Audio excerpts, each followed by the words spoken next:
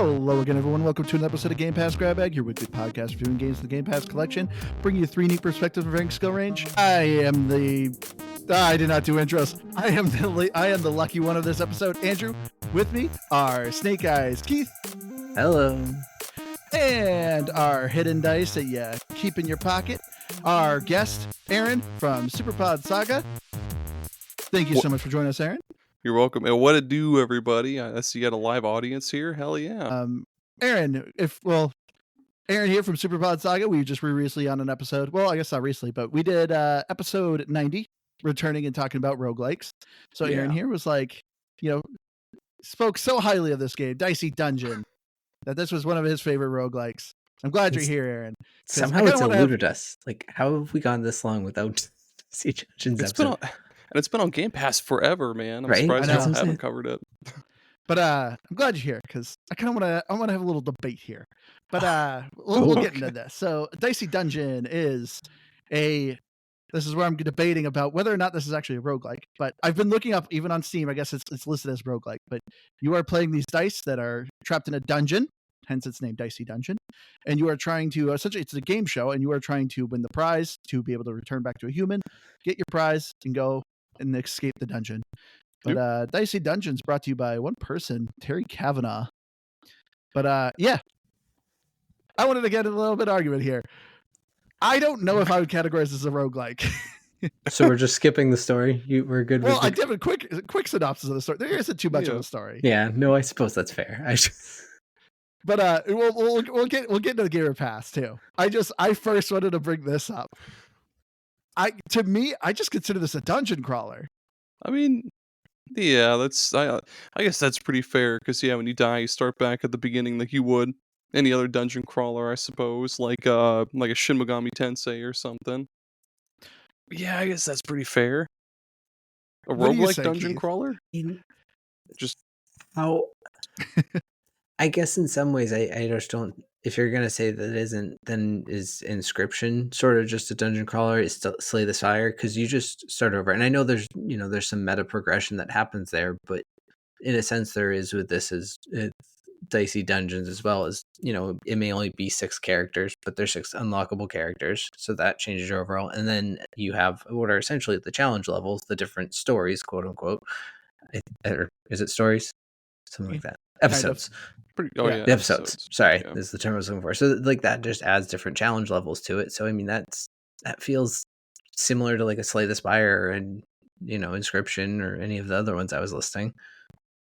So, but I don't fully blame you, Aaron, because so it's like, okay, I got to Google this because I remember we've had people before be like, well, what actually categorizes a roguelike?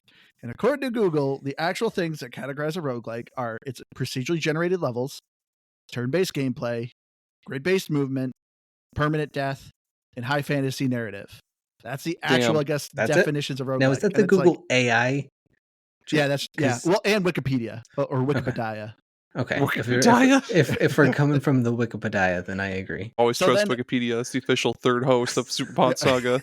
I mean, and so I guess this is why the phrase roguelite has come, because technically those are the definitions of a roguelike. And then anything other subgenres, I guess, is what's considered as a roguelite. So, because that's always been my thing of what's considered a roguelike is anytime there is permanent death, but you're always at least progressing and making your character better and unlocking new unlockables. In this, you get some new characters, but I don't know. Which I don't know. Yeah, that's pretty much it. It's not different items, but it's dynamically different gameplays for each of their things. Yes, it's dice counted against the your cards or whatever, but it's a whole different mechanic for each of the different characters versus just like, oh, here's different weapons, and each of those has different card sets associated with them.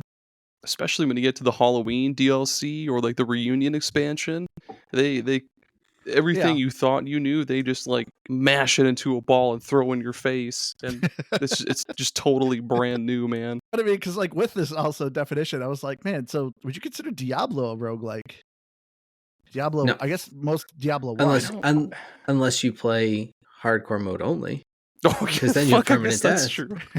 But and that adds a level of procedural generation. and all the things you're explaining. So then I would say, yeah, it is a This roguelike. this would be a good. I'm gonna jot. This would be a good discussion. We'll have to have this on Super Pod Saga sometime. Like what is and what is not a roguelike. Is Because Madden football a roguelike? I mean, there's no and- permanent death, but I and mean, it's Andrew, turn-based. It's Is turn-based pinball a combat. roguelike? how long have we been doing this podcast? I turn everything into a roguelike. Like, well, when you think about it, it's really just a roguelike. I mean, I guess Like Yakuza, really, or Yakuza, like a dragon, kind of roguelike.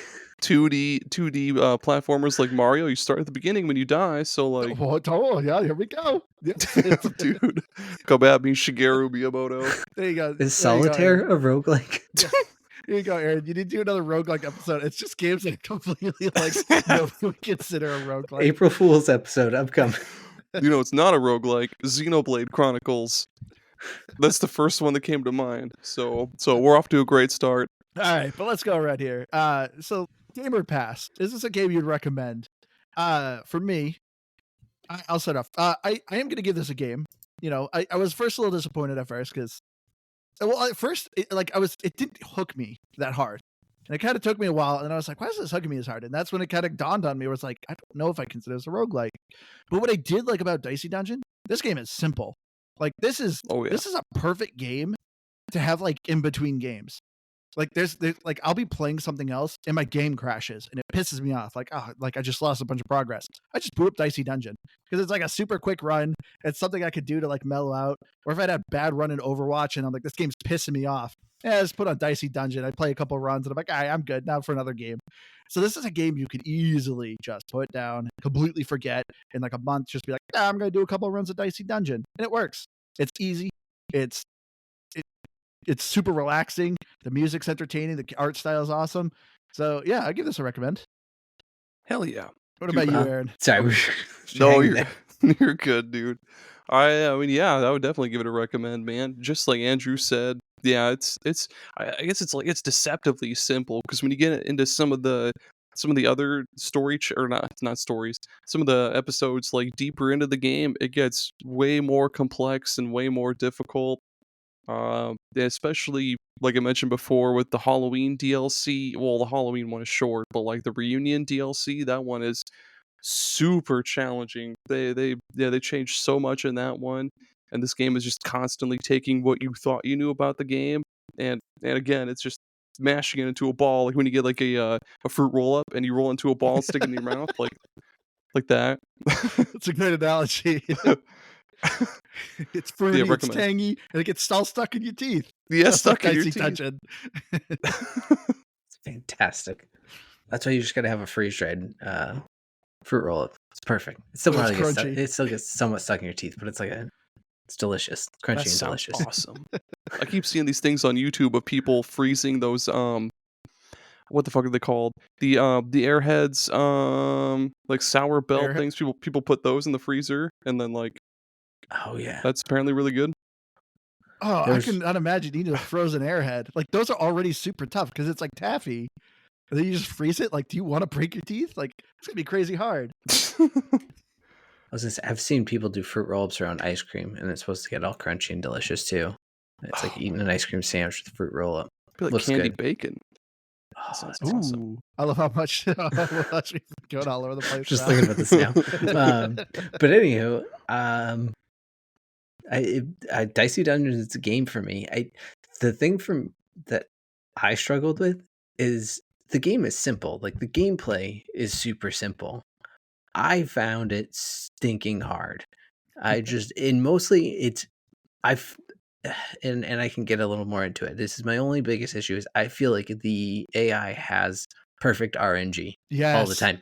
And that is my biggest gripe about the gameplay. But otherwise, I really don't have a lot of complaints. I think Andrew said it perfectly because I played this, Aaron, you mentioned when it's been on Game Pass for like a year and a half, something like that. I think I played it within the first week and when I played the most of it. I can't remember which character.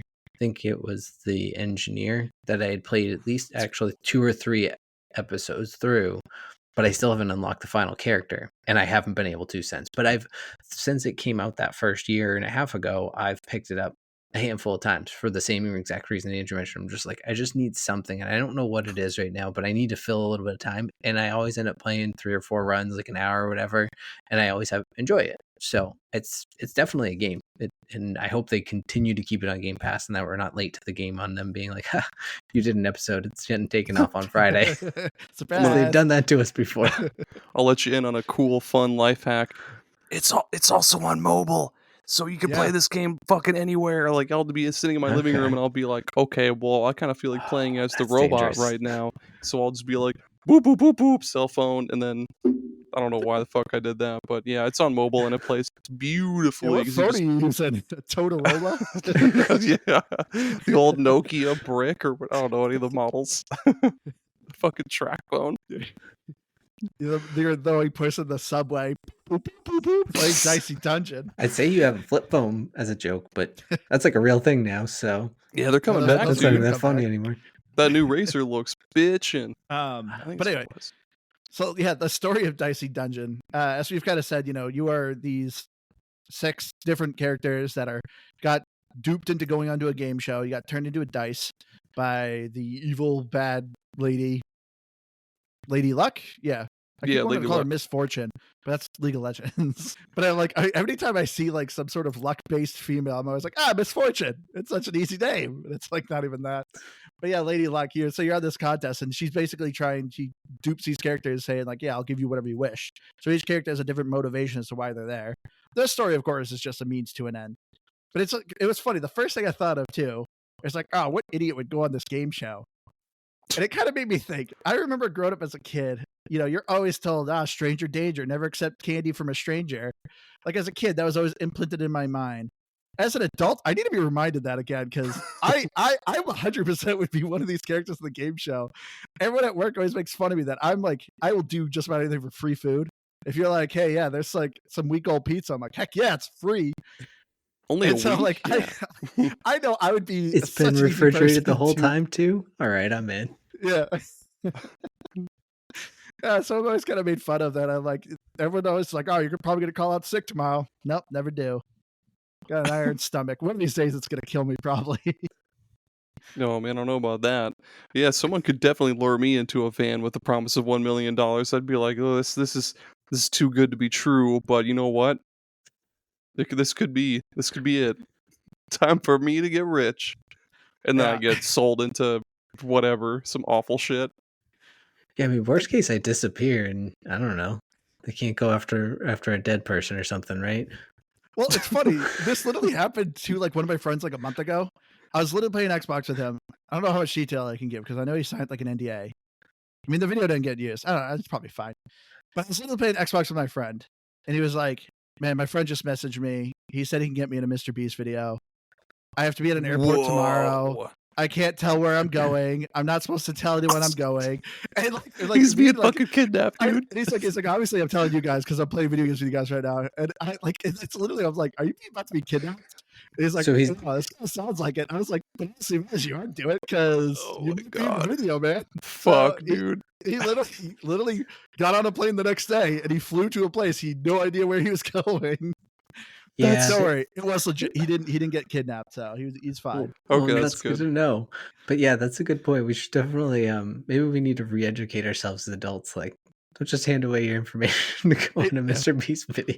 I know, because literally, a stranger could be like, "I want to be a Mr. Beast video. Get in this van for me." And I'm like, "All right, let's find out where this goes." They're like, "Welcome to Mr. Beast Studios," and they bonk you on the back of the head with an encyclopedia. They knock your ass out and drag you in there. I don't even think they'd have to. Andrew would just walk in blindly. Andrew stays in a. Well, I'm trying to think of like something. Andrew stays in a coffin, like in a sarcophagus, Egyptian pharaoh style, 24 hours? Question mark?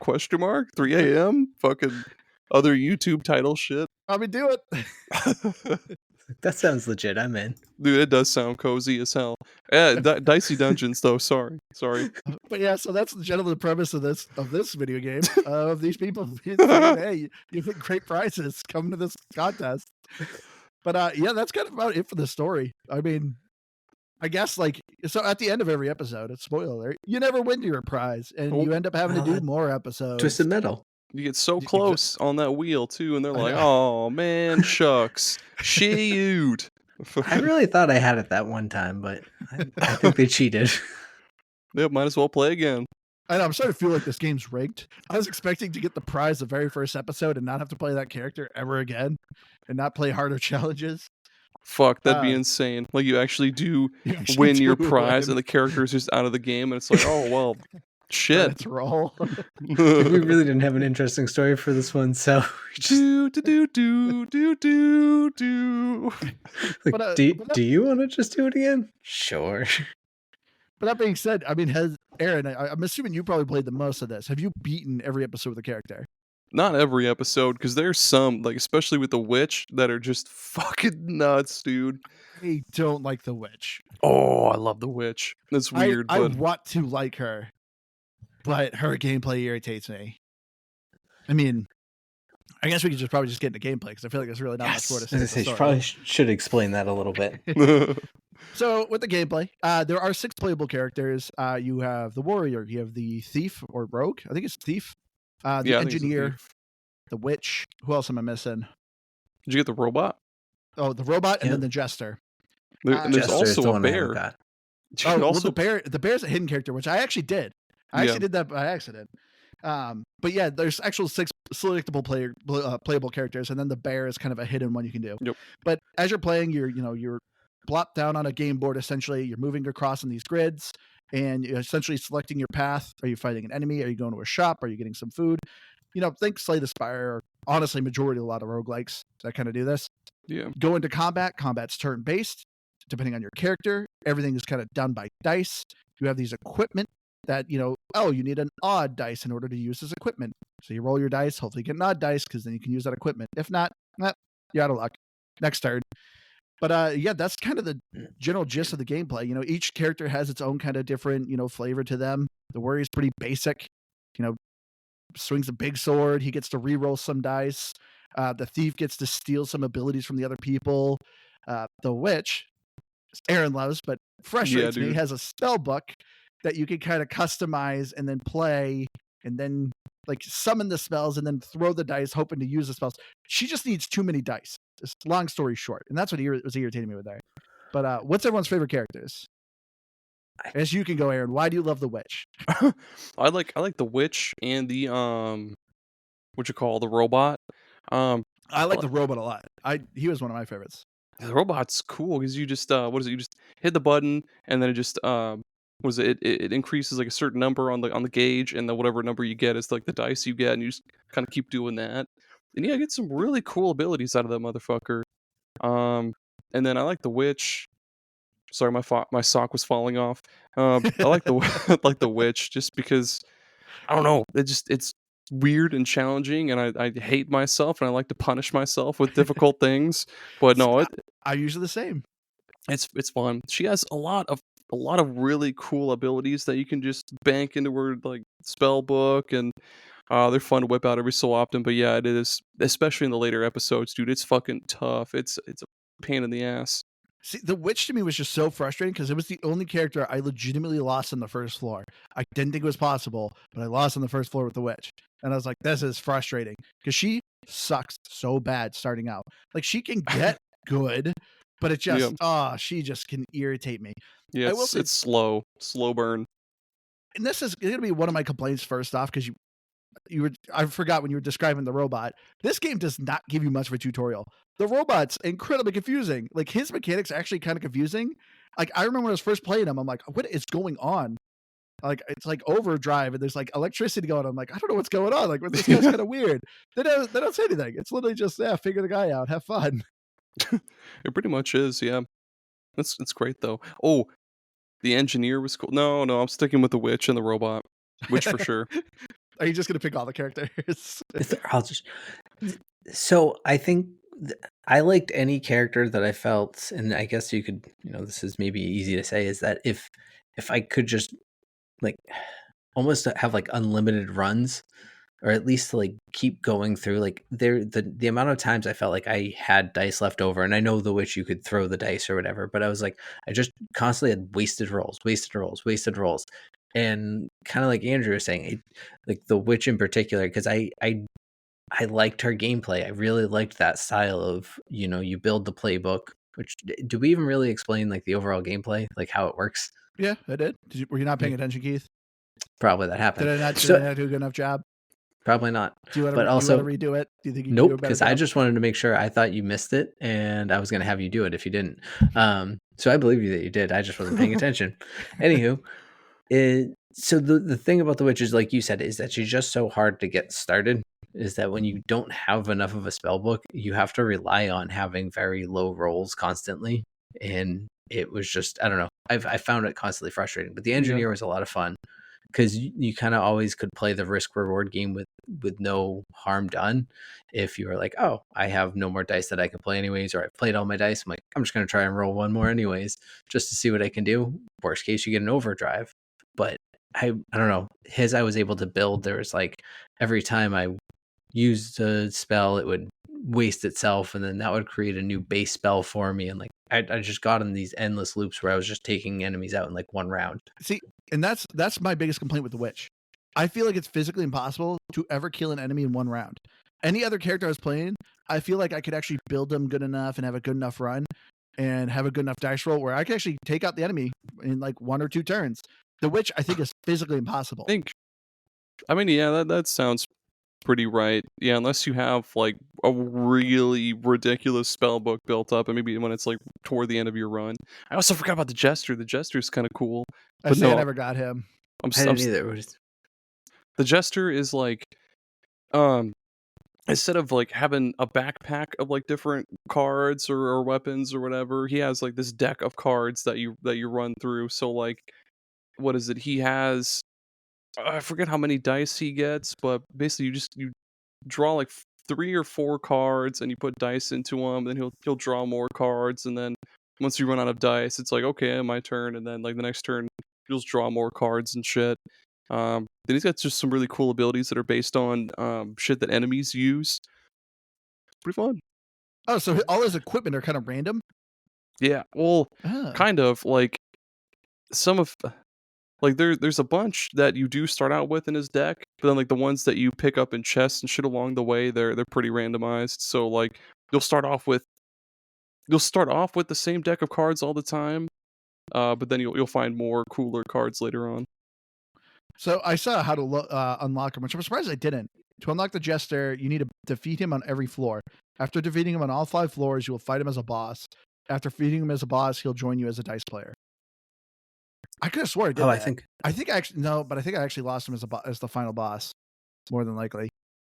Well, that sucks. Yeah, I mean, it would seem you didn't do the thing if you didn't unlock him. Touche, Keith. Touche. I mean, I myself didn't do it, so I can't say much. But so basically, the jester is Balatro, the dice character. It pretty much is, man. Have you guys touched the Halloween or the Reunion DLC at all? I did for like a hot minute. I didn't play too much of it though. Is that included on Game Pass? I don't. Yeah, it's included with the game, for free. Even if check it out, because I didn't check out the Reunion though. Dude, the Reunion's really weird too. So like, well, not really weird, really cool is what I meant to say. So like, the warrior in the normal mode is just like, yeah, big sword. You can re-roll a die or dice or whatever. But in the Reunion DLC, it's a little bit more of the same, except there's this added bonus of he gains workout cards after you beat enemies, and these workout cards can be anything from like with like 2 3s you can regain 7 health, or like if you put in like 4 2s you can call in the jester for help, or there's also ones that permanently increase like how many dice you get. They give you a level up point, stuff like that. I forget what the other characters do. But yeah, they're totally different in the Reunion. And of course it's got that's awesome. New banging ass music, because that fucking soundtrack is awesome. Yeah. The soundtrack of this game is pretty good. But yeah, I mean, I kind of wish I checked this out, because I will say this is one of the things that kind of wasn't hooking me.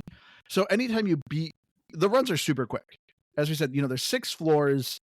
You fight a handful of enemies. Like there's usually, it varies from like 2. I think at most it's like 6. It's not a lot of enemies. So the runs themselves at most usually take you like 15, 20 minutes. And then you fight the boss. There you go. And if you beat the episode, then you unlock the next episode. And I gotta say, the next episodes and stuff just weren't as interesting. Like there were only slight tweaks of like, next one's like the enemies are a little harder. The third one, so I beat 4 of the warrior, and the last one of the warrior was irritating because it's every time you leveled up. Normally, when you level up, you gain extra dice, you gain more hit points. This time around, if you level up, you lose maximum hit points. So you had to play a slightly different of not leveling up. But either way, after I did those 4 episodes, nothing changed that drastically for me. So I just kind of felt like I was doing the same thing over and over again. But now that you say like they drastically change in the Halloween and the reunion, I kind of wish I checked those out because I was just getting a little stale when I was focusing on this game. This game, like I said, is way better if you kind of take it in spurts. I'm gonna look up what the Halloween stuff does. I totally forget. Because when I did it, I didn't play too much of the Halloween. I thought it was more of an aesthetic thing. So I was just like, all right, cool. It's like Halloween themed. Okay, whatever. And there's only 3 characters you can play as. I remember like seeing the description where like it offered some different things, but I was like, from what I played of it, I was just like, I'd rather just like keep playing the main game because I didn't see if there was any achievements for the Halloween and reunion. So that's why I didn't bother doing it because I was like, well, I want the achievements, so I'm gonna go for the regular game. I don't get any achievements from this, so it can fuck off. Yeah, I mean, achievements have ruined me. Anytime I play a game and there's no achievements, I just don't enjoy it as much. I'm like, I should be getting achievements right now. I am having a miserable time. That's why you should get it on mobile, man. You can get those like Google Play achievements or whatever. Get them all over again. Brag about Google Play achievements. Yes, you can. Yeah, look at all those people going on social media. Look at my Google Play achievements. I'm gonna fucking tweet one out right now, just to spite you. Oh fuck, I can't find it. Oh man. Yeah, it's like, I'm good luck reading trying the to pull them reunion up. DLC right now. That's challenge number 1 is even finding your Google Play achievements. Oh, there it is. Okay. Yeah, you have to go to Google Play Games. That's so fucking weird how it's separate from. Okay. Yeah. Here we go. Let's compare Google Play achievements. Fuck, I give up already. I'm curious. Like, what is even mine? No, that's like the rewards. We got a bunch from Peg. Oh yeah, Peglin just came out for Android, so I've been playing a lot of that too. Peglin's pretty cool. Oh yeah, isn't that like the Peggle roguelike? Yeah, it's like I think there's a Peggle $8. roguelike? Yeah, dude. Oh, I love Peggle. Oh my gosh, there's a. How do I? What's your name on Google Play Games, Andrew? I don't know. You're right. I think it's Firebird0952. Wait, I will send you a link to mine right here in old Discord. Like I know it pops up when I boot up a game every once in a while, but I do not know how to access this thing. Oh no, I think I might have just sent it to the wrong person. But anyway, Keith. Yeah. Okay, so I guess. Well, did you say what your favorite character was? I thought I said it was the engineer. Yeah. Or the robot. Yeah, he said it was the engineer. The one that had the overdrive thing. Yeah, that was the robot. Yeah, I beat first time around with the robot, and I beat first time around with the engineer. But yeah, the warrior, I generally do not like warriors in games like this, or just in general most roguelikes. I find him so boring because it's just generic, like you swing a sword, that's all he does. Super easy to play with. It's like, yeah, okay, he's easy, but that kind of means boring. Yeah, like I'm with you, Aaron. Yeah. Whenever a game has like difficulty stars, there's someone who's hard. I am all about that. Because to me, hard means fun. And hard means if you're good with them, you're going to be very good with them. So that's when I saw the witch. I was like, oh man, she's 5-star difficulty. I'm going to be able to take her on. Nah, I freaking sucked with her. I never beat episode 1 with her. She's the only one I haven't beat episode 1 with. Dude, yeah, she gets way better though. To kind of fuck, what am I had something here. Hold on. My brain's stewing. Yeah. So to compare it to like say Binding of Isaac, where you can get a lot of like really wild characters who like maybe start off with like 1 heart or some shit like that, but they have more power. Yeah, just like you said, more difficulty means more fun. I absolutely agree with that. Same with like Yu-Gi-Oh! Like if a deck, another fucking plug for Yu-Gi-Oh! From my dumbass, but like the more difficult a deck is to learn to use, it's more fun for me, I guess. I don't know. I found your Google Play, and I like one of the first games you have is Yu-Gi-Oh here too. Hell yeah, all the time, dude. Yeah, I think.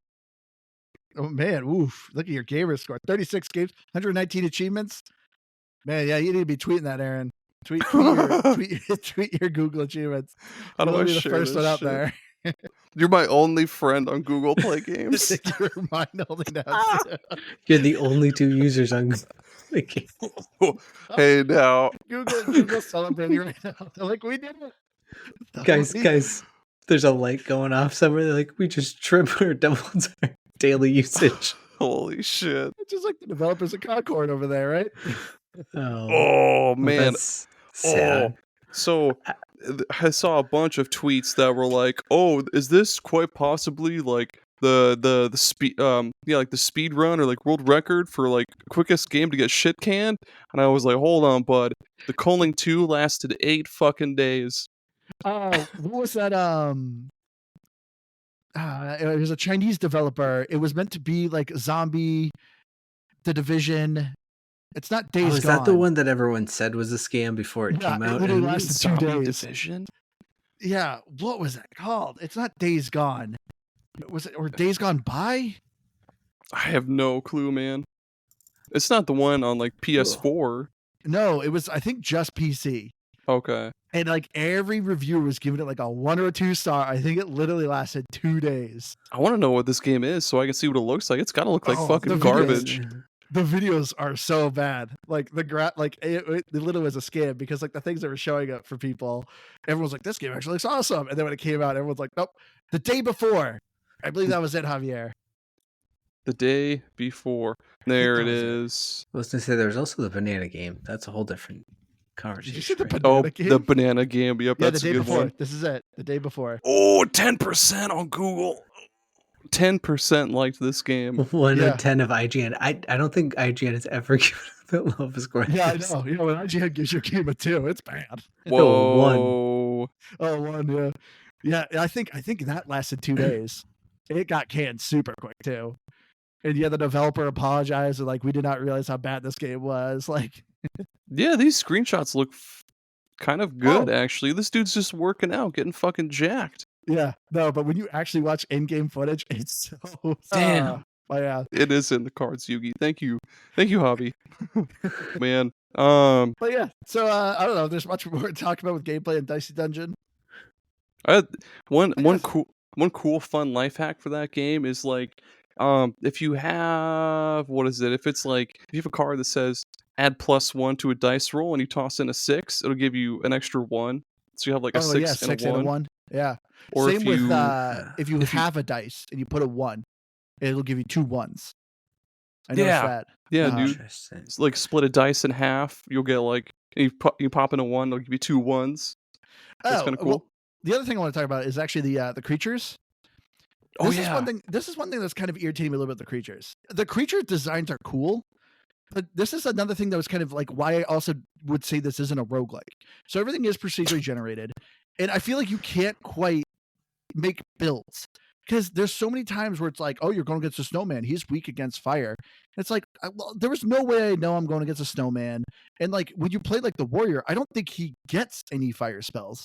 So there's so many times you're getting creatures that are like, oh, he's strong against poison. This guy's strong against that, or weak against this. And I'm like, okay, I'm just doing normal attacks. Like that's all my character has anyway. So that's what I thought was weird. I didn't quite feel like I could build my deck in anticipation for things. I think you mostly can in later chapters, and like in the beginning ones, especially for the warrior, the most you're gonna get is a sword, or then a broadsword, yeah, and then a shield, and then a spiked shield. Yeah. But in later ones, you can get I don't know about like fire and ice, but I know there's like you can get like a what is it, an electric sword, or like I forget what the fuck it's called, but it does like if you toss in a 6, it'll be like, or no, it'll be like do whatever damage for your dice. If you get a 6, add 1 stun or whatever. Stuff like that. I know that the most other characters do get like ice and fire though, like for sure the witch and like the robot and shit. Yeah. See, but that's where one of the reasons I kind of just didn't like the warrior too, and I thought it was kind of boring overall as far as gameplay is that like I got the witch, and like one of her spells that I got on one run, I think it was called Hall of Mirrors. And it was Yeah, that every was time I good. played a 6, it added one more dice for that fight. So there was one fight that it went on for a while because I had a nice shield spell that I just kept boosting myself with. I think I had like 12 dice that I was Yeah. populating every single round.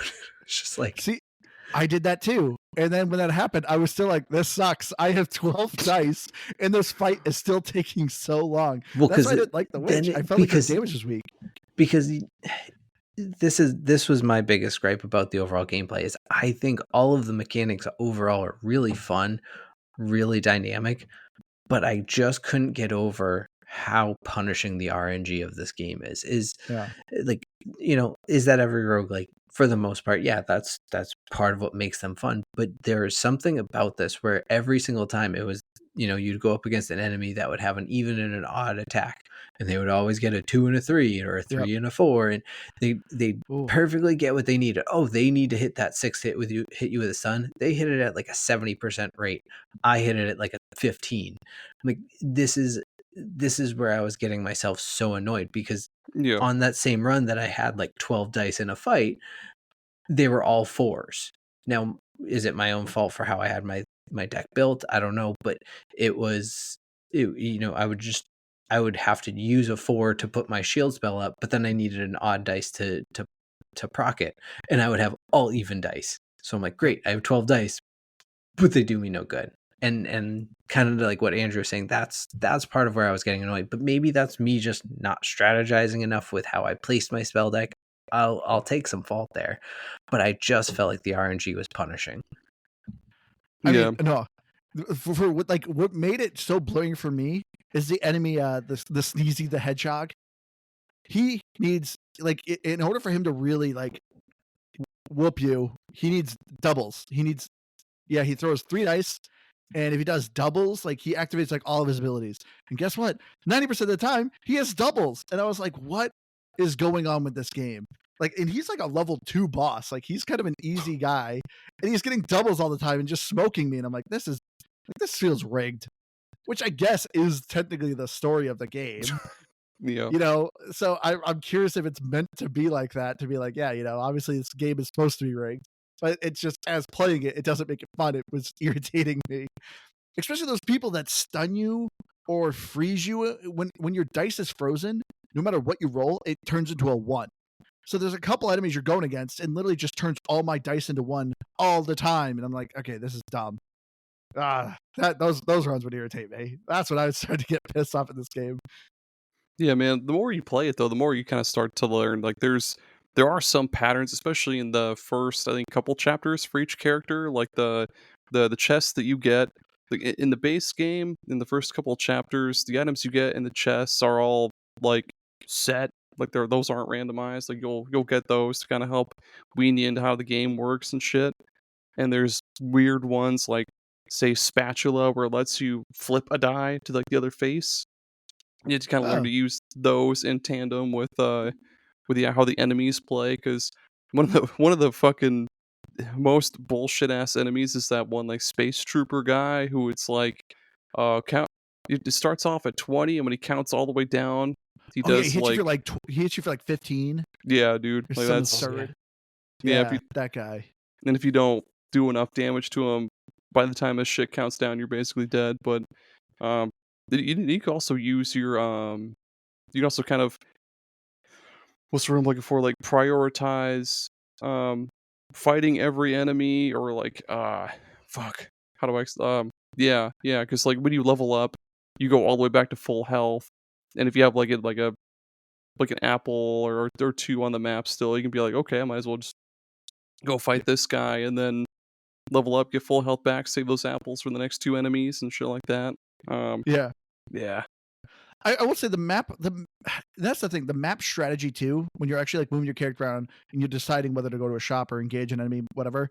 I felt like the strategy of it was super minimal. Like they're really Yeah. you're not breaking the IQ bank here trying to figure out what your next move is. Is your full health? No, you're not going to eat the apple and gain health. So it's kind of like, it was kind of like there wasn't a ton of like branching paths. I felt like every floor essentially had like 2. Like, do you want to go to the left here and fight maybe some extra enemies? And at the end of that road, there's a chest. Or you want to go right and just keep progressing the game. So I felt like it was like, I don't know. Well, so though, I do start to think though that like in some ways, especially the witch, like you can modify her spell book between fights, and obviously it would I think, right? I'm not Well, you making can that up. modify anyone between fights if you have the items. Well, that's true too. So, like, I guess I'm just thinking about or strategizing each enemy you fight a little bit. So, like, yeah, you see the Yeti, you know the Yeti that he's gonna freeze your dice all the time. So maybe you stack all of your most powerful stuff on the number one for the witch for the fight against him, and then you go up against someone differently who, turns things flaming, or has the fire stuff. Like it would prolong the runs for sure. But I do think that's part of like what you were saying, Aaron, is like learning even like that spatula flip, because I saw that thing. I was like, nope, that seems too complicated. It doesn't do damage. I don't want to do it. I was like, everything. I was like, I want to add damage, add damage, add damage. So that's probably a lot of where I got myself into a lot of trouble, because I didn't use a lot of utility items, so to speak. Yeah, they'll save you, man. You were that kid in Pokemon who always got rid of Growl because it didn't do any damage. Yeah, man. Unless you're playing competitively, Growl doesn't fucking matter at all. That's true. Well, I'm using it as an example. Tail whip. Yeah. Tail whip. Yeah, I don't know. So that was kind of my complaint. I just felt like the strategy aspect of Dicey Dungeons was kind of minimal. So as you're saying, Keith, of like, yeah, you see a snowman, but it's not like I have a backpack of like 20 different tools I can like pick between. It's very much just like, oh, in my backpack, I have like 2 different types of things. And guess what? None of them are fire. So it's like, whatever. I guess I'm just going to charge the snowman and hope RNG for him, doesn't completely bend me over a barrel. But spoiler, it does. Every single time. But I got to say, I actually liked the enemies. The enemies are kind of a cool design on them. Yeah, I like the little flaming marshmallow guy. He's really, really cool. Did you ever read the descriptions? Like, you actually have like a bestiary. Oh, yeah. Did you ever read like... The description's actually pretty funny. It's got like their favorite foods and shit.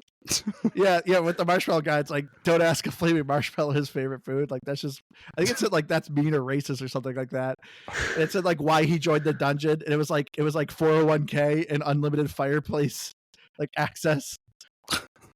And then there was like the troll that throws rocks. He joined the dungeon because he wanted more rocks. His greatest fear is running out of rocks. His favorite things are rocks. Me too. Like literally everything about it was just rocks. It was actually kind of funny. Man, and the fucking music in this game too is just slamming. Some of those battle themes are just fucking ridiculous, man. It's all on like Spotify and shit, I'm pretty sure. So people, please listen to it because it's really, really good. Is it? I don't know, it's up. Yeah, it's super like high tempo. Fuck yeah. Or like when you're on the world, or not the world map, when you're on the map, some of those are really, really chill. Like the icy one, that's really, it is really on good. Spotify. Yeah, the library one is really good. I can't think of any of the names of any of the battle themes. I think one's like Time to Kick It Up or something stupid. I forget. Step Right Up. Step Tempting Right Up. Fate. There we go. Step Against Right Up. All Odds. Against All Odds is a good one too. And the art style is really fucking cool too. It really makes it stand out from a crowd with how hand drawn it is. I forget what the artist's name is again, but she does a lot of really, really cool stuff. I'm gonna look it up real fast. I'd say the artist was. I mean, Chip from what it looks like, this was it? That's what it says on the album name, Dicey Dungeons. No. Oh, the artist of the music or the artist of the design? That's what I don't know. I was just throwing that out there. So that was the artist on this. But yeah, I really enjoyed the music of this game. I'm lost. Where's my page? There we go. Yeah, the music, like this is a thing. You don't need to listen to music. So this game really is. I remember my brother before here was just like, this is a mobile game. This game actually is a mobile game. Like I actually, if you play this on xCloud, which I mostly did, it works great. Whereas, Aaron here also described that you can just buy the game too. Is it? I think it's like $10. I think so. It's on sale a Store? lot on Switch and Steam. I'm pretty sure. Like on Steam, you can get it for like $3. I'm pretty sure. Oh, Steam like practically gives games away. Yeah, this would be a really good Switch game too, though. $5. That's what it is on Google Play. It's $5. Oh, Marlo Daub. That's the artist. That's a graphic artist, or yeah, that's who does the Yeah, like the art design and everything for the game. There we go. Yeah. The art design of this game, like you said, Aaron, it's really nice. It's super striking. It's odd. Like, to me, it's the enemies that are like the most striking because they're buck wild. Like, they make no sense. Like, you got like this tiny frog with a sword. It's like, what does this have to do with like a dicey dungeon? You have a snowman that looks very flamboyant with like these snowballs in his hands. You have a guy with a giant boombox for a head. It's like these enemies are Oh just yeah. Yep. like, there's no rhyme or reason to these enemies. Hated the seagull. The seagull. Oh yeah, the seagull. Yeah, it was like the loudmouth seagull or something like that. He had like Mhm. headphones on. And there's Yeah, like he the was old one of the man ones. wizard guy or something. Yeah. I like, for one of the final bosses, a Girl Scout cookie, or like, a Girl Scout selling cookies. Yeah. Oh yeah. Yeah, the artist also did the art for the game Floppy Nights, which I don't know if that's still on Oh yeah, I don't know if that's I still never on Game played that I Pass game. or see not. that. Yeah, I that's a never really thought cool about game. that. That one's awesome. Isn't Floppy Nights kind of a I can see that creature now. capture game? Kind of ish. It's like a turn-based strategy game, but you have like different decks of cards that have different types of monsters, and you can I think you craft or buy more monsters from that deck or something like that. This I'm was pretty on sure Game Pass, wasn't it? It was. it was Is a it not while ago. anymore? I think I played like 30 minutes of it because I remember this. Yeah, Floppy. Is It's not on Floppy Game Nights Pass a anymore. roguelike? People ask. Is this a deck building or roguelike game? Not quite. It is not a roguelike. It's like there's I a don't know. Is it? I mean, it could be. but I guess yeah, like it's more or less like a Fire Emblem type game with cards and shit. It's awesome though. But yeah, and then the achievements for Dicey Dungeon are okay. There wasn't anything crazy for the most part. If you're just playing this game and beating the dungeons, like that's generally all the achievements. You have a couple to do like X amount of damage at the end of a fight. But overall, yeah, the achievements aren't too bad for achievement hunters. If you're looking for like complete time to beat for Dicey Dungeons, you're looking between 26 and a half hours to 43 and a half hours, which makes sense. I mean, just base game, you got the 6 dice, and each dice have 6 episodes. And then, of course, you got the added DLC. So there is quite a bit of Yeah. content in this game. And that DLC is definitely worth looking into, man. Like it comes with the game. You pay nothing at all extra for it. So even if you buy the game outright, it comes with the DLCs. And yeah, it's awesome. Yeah, they say, no, we don't want your money. Like Just that. get I mean, more hey, Dicey. Vampire Survivors, same thing. Oh no, they did have the one they paid have DLC for $2. No, they have like 3 paid DLCs now, Keith. Oh, do they? Yeah, they have like 2 story. No, I think 3 story now. Because They have one a ton of of them, free ones too. I just oh know yeah, that. then they have a ton of free ones. So I guess I was just playing the free ones. Anyway, Yeah, that was a bad example, Keith. apparently. Oh, let's get to our final thoughts here and our final score. Dicey Dungeon. So like I said, I was expecting a little bit more roguelike elements. I was expecting more of like unlocking things and stuff like that. Yeah. But like I said, the best thing about Dicey Dungeons, this is a game you can play today and be like, that was okay. Put it down and pick it up in a month. And guess what? You'll probably be just as good at this game. It's not that hard. It's easy to learn. It's just, you take it in bite-sized pieces. This is definitely not a game I could see someone be like, I just put 8 hours in Dicey Dungeon yesterday. Yeah. Yep. Like if you do, like you need to find some other game. If this is like the top game, sorry, I'm not. If this is your top game, I don't mean to make fun of you for it. But the biggest stretch I think I played was 2 hours. And at the end of that 2 hours, I was like, I need to see something else. And it's not that I wasn't disliking this game, but it just didn't. That's what the thing of like with a roguelike that I normally think of, like Slay the Spire. My first thought is always, I want another run. I need to do it again. I want to try to build myself in a different way. I didn't feel that way with Dicey Dungeon. Dicey Dungeon was kind of like, I'm just going to play. Hopefully the game lets me win is more what I felt like. I didn't feel like it had as much strategy to it, but it's still fun. I still enjoyed it. It was a great in-between game. Yeah, for me, I'm going to give this a 75. I think it's 75 of our score is pretty decent. Yeah, man. It's definitely not a grindy game like, Enter the Gungeon or Slay the Spire or I don't know why I can't think of any other ones off the top of my head. Vampire Survivors. It's not like any of those. Deep Cut, Wild Frost. It's not grindy or like one more run like any of those. I still need to pick that up. I remember you talked about that game a lot during it's the episode we're on. It's That one of game the looks best, so man. good. It's awesome. Yeah, I'd say that like Dicey Dungeons is kind of like, yeah, just like you said, it's one of those games you play in between games, almost kind of like when I think about like how each chapter, instead of being like a chapter, it's like an episode. It's kind of like a TV show. You know, you binge an episode and you're like, okay, well, I'm gonna go fuck off for like play another game for 15 minutes and That's a then good come back example. to it. like Yeah. like watch an episode, leave, come back, play another episode. You kind of feel like you can, I guess, you feel like you accomplish quite a bit in that like maybe 15 minutes it takes you to complete an episode or two. But yeah, I would recommend it to people, especially if you want a new game to play on mobile, because the mobile version is really awesome. And man, I just looked up Steam for Wild Frost again. They have a bundle. You can get Wild Frost and Balatro for $30. You already have Balatro, don't you, though? Yeah, I know, but still, if someone's out there and you don't own both of those games, that's a deal. That's a steal. I think on its own, Balatro was like $25, isn't it? Is it? I thought I only paid 15. I thought I only paid 15 for it on Xbox at least. Yeah, Wild Frost is 20.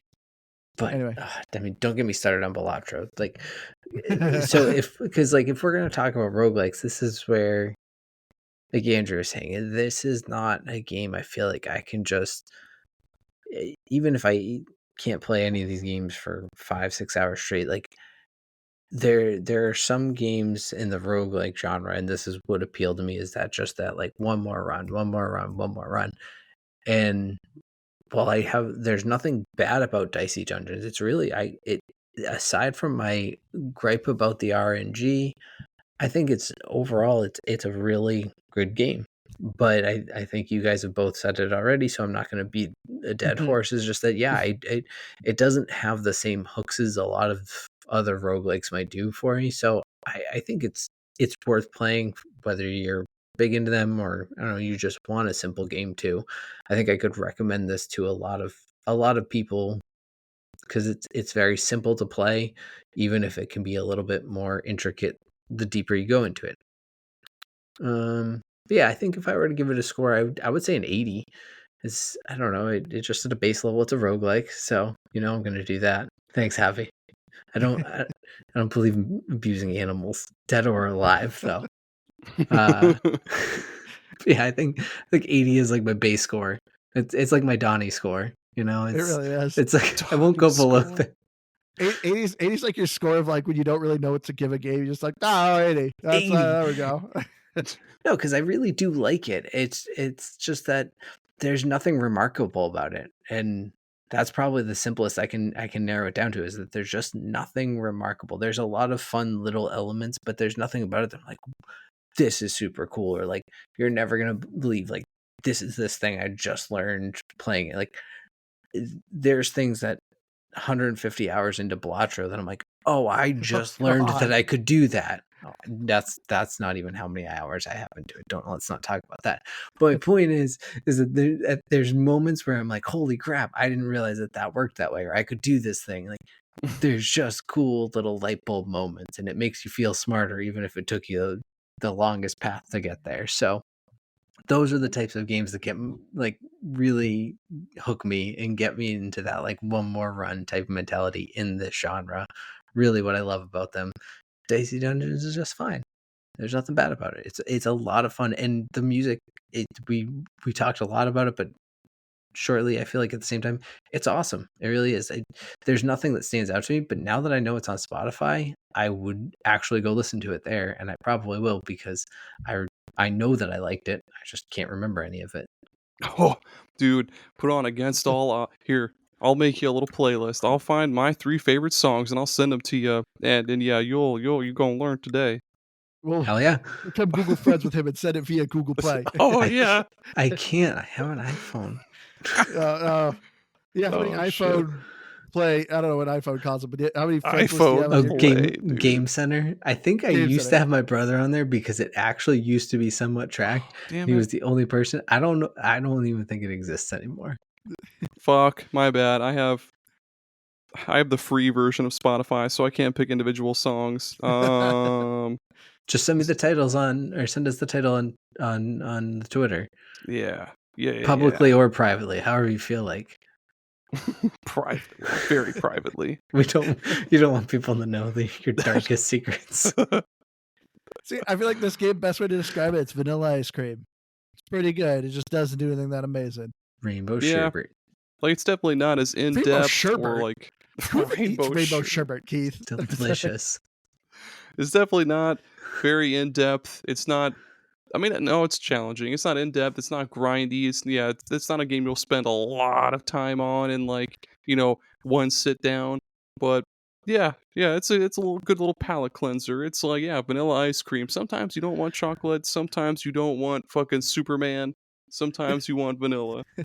Hold on, but I gotta go back to what Keith said. Keith, do you actually eat rainbow sherbet? Not on a regular basis, but it is delicious. I the only time I've got ever eaten lime rainbow soft sherbet is when serve it's the like in other fruit day, punch. and I've thought about no other ice cream since. And I don't even really like ice cream, but lime soft serve was the greatest ice cream I've ever had. So, Dude, lime is good. lime flavored anything is good. Yeah, no, that's the starting point, and then lime soft serve. Really? Lime Really flavored kinda changed- toothpaste? Probably. I don't know. Make it work. It wouldn't be mint lime. And actually, mint and lime are delicious together. Have you had a mojito? Hey, yeah, mojito is pretty Okay. fucking Oh, yeah, refreshing. that's a good point. Yeah. Oh man, no, That's a great point. Thank you.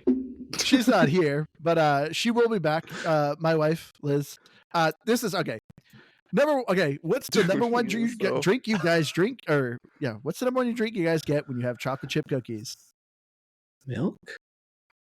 Yeah, I mean, everyone is milk. For whatever reason, Liz, it is lemonade. She wants lemonade with her chocolate chip cookies, and I think it is the weirdest thing. I remember we were dating, and she brought that up. what the fuck? That's She- Does she grow up in the wastelands? What the fuck? If you ever want to come on for a good food debate, we'll bring you on for a Liz episode. Dude, okay. We'll do it. She categorizes food. Liz, but anyway, we did have a recent Apple review, so I would ask her where Liz is. Mythical Maker. She will return. We just recently had a baby, and the baby's very fussy, so we'll be getting somebody to watch the child for us, so she can be on some episodes. She will be back. But Aaron, thank you so much for joining us. Hell Where can yeah. everyone find you? If they need to, they can go to, of course, I'm on Spotify, whatever, yeah, superpodnetwork.com/superpodsaga. You find all of my socials there, well, our socials, it's me and Jerry now. Find all of our socials there, any player links, all that shit. If we're on like every podcast player out there, if we're not on one that you want to listen to us on, just hit me up and I'll find a way to get on there, God damn it. I don't have an iPhone, but God damn it, I'll get onto iPhone apps. Where can people find your Google Play? Let me find my. I don't remember what the fuck my name was on Google So people Play. can add you on Google Play. I'll fax it to everyone. I'll send you a fax. Yes, superpodnetwork.com/superpodsaga. All my stuff is there. Previous episodes. We run a pretty mean blog. We be typing some shit. Check it out. It's real mean. You might get yelled at. Real mean. I think Mole Mania is the greatest game on the Game Boy. And that's just it. Publish. It's just one sentence capitalized. There you go. You're like, that's a good blog. It's copy and pasted the title into the body. There we go. Print. That's all people read anyhow. Yeah. Concord canceled after fucking 2 weeks. Fucking Bob Ross ate my ass at Denny's. Fucking 3 a.m. Skibbity. I don't know. But I'm in the Hardcore Gamer Roast Andrew. You can find me on Xbox Live, Firebird0952. Join, go to GamePassGrandMag.com. We have all our links there. Come, our Facebook, our Twitter, our Discord. Me and Keith are on there a lot. Come say hi. Come join our live recordings. We do this every Tuesday. But yeah, like I said, Liz will be back. But we still have a bunch of other guests coming up. We've got some stuff coming in. So yeah, Keith, go. I have been Keith. God, I'm gonna ruin it. I'm gonna ruin it. You're I was already gonna ruining read. this. I am. It's all right. No, The you're AI doing will great. fix It's it. all right. It's all right. Don't The listen A- to him. Nope. I'm just gonna start the music. There was a day before critic review that I was gonna read. Okay, go ahead. I'm gonna play you out, Keith, if you don't hurry up. Crap, my mouse is acting up. All right, here we go. Come on, Keith. It's great audio. Great audio, everyone. So just a reminder, there's a reason that the phrase buyer beware remains relevant, and it's because of games like The Day Before. The only bright side to its miserable existence is you can no longer purchase it. Early access score 1 of 10. That was awful, Keith. Hey, it's a good PSA. Buyer beware.